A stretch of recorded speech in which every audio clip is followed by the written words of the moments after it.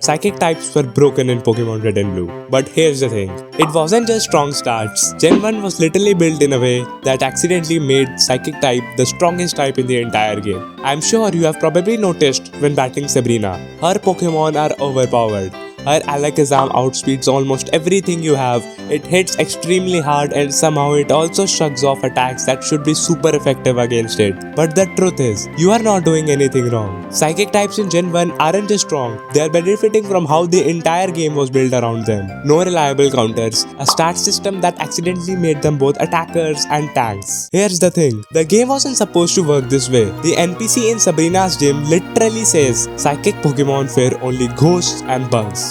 That's what they are supposed to be weak to. But there was a programming error.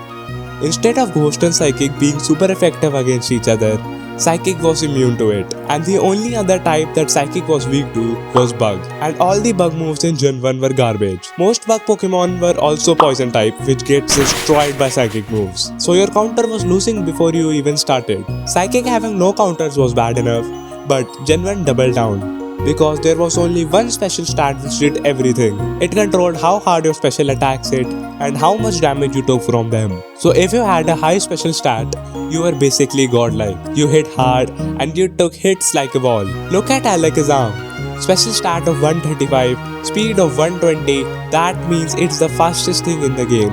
It hits you like a truck and it tanks special attacks better than most defensive Pokemon out there. That combo was super deadly. If you think that this isn't bad enough, then hear this. The Psychic Pokemon have insane move pool. The Psychic move itself is 90 power, which is decent but not bad on its own.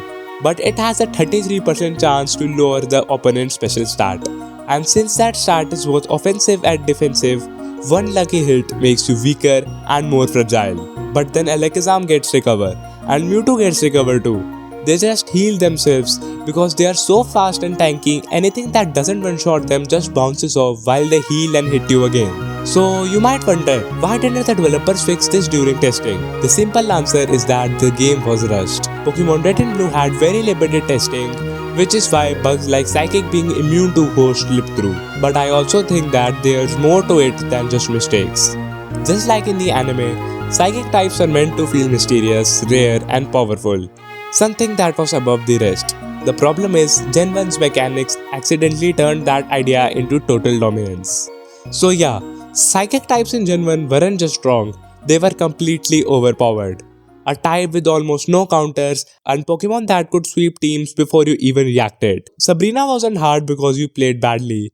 She was hard because the game itself was tilted in our favor. And that's what makes Gen 1 so interesting to look back on.